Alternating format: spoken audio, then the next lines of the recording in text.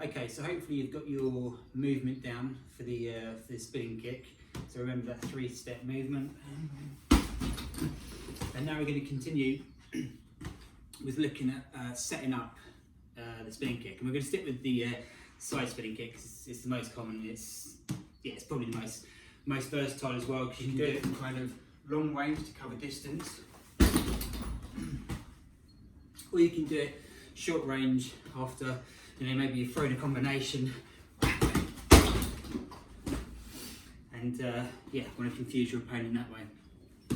So to be perfectly honest with you, if you're not particularly used to throwing this, unless you're like a Raymond Daniels or a Jason Borelli, you're going to probably struggle to just throw it off the bat with nothing else to kind of confuse your opponent. So you kind of need to mask it, and you can do that in a variety of ways. And one of my favourite ways of doing it with a side kick, especially if we're a kind of distance about like this, is more, rather than with the hand, is foot movement. So you just kind of change in with your stance, and that's how you confuse your opponent, because they're not going to know what's happening. Or like I said earlier on, you can do it with maybe mask what your intention is with your hands. So you take their attention up top, and then you come around and you throw it like that. And again, for that one, you're going to want to be in at least kind of punching distance. So just look at that again. 1, 2, 3. Whereas with the foot movement, you can kind of do it from a much more comfortable range, which, to be perfectly honest with you, if you're a kicker and a reactive fighter like I am, more of a defensive fighter, I kind of like to keep distance away from my opponent and just keep moving around and confusing them with my movement. And I think that's probably the best way for me to master this particular kick. So anyway, we'll go into a few things. So let's just look at distance control for the moment, and then employing the spinning kick. So like I said before, you want to be kind of around about your kicking distance away from your opponent, which is not a bad thing anyway, because quite honestly, if you can keep your guy back with your side kick,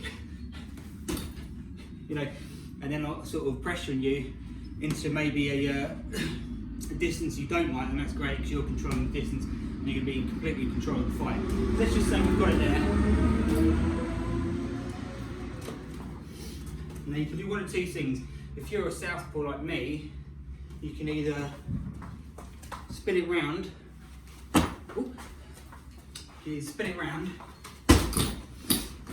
or what probably is easier, don't even have to be in close to do this, you can just take their attention with this hand. So sometimes, you might want to sort of, it's all about confusing your opponent and masking what you're going to do. Because quite honestly, if you're like that and you just try and throw it, most likely, like I said before, unless you're super fast and really down with that particular movement, you're going to see it a mile off, and they're going to be well out of your range, and you're probably off balance, and then you leave yourself open for, a bashing. So yes, that's what I'd always do, is just try and mask what you're doing. And like I say, we can easily do that with one of the hands, bang, bang, or your stance movement. And that's what I kind of use for long to mid range, and that works well for me. So I think that's probably a good thing for you guys to practice. So distance, like I said before, about kicking distance away from your opponent, and whether you want to use your footwork to confuse and set up your movement, and always have it in your mind what you're planning to do. You want to be 2 or 3 steps thinking ahead of what your movements actually are. So now you kind of already know what you're going to do. Bang, come in. Or if you want to fight regular, like that. So that's kind of the long to mid-range use of the back spinning kick, and how you can employ that into your fighting and your combinations. So practice it, try it out in sparring, and the next time we're going to look at maybe using it a little bit closer, which is a little bit harder because you want the the movement to be that much more fluid. But yeah, we'll look at that next time. Cheers.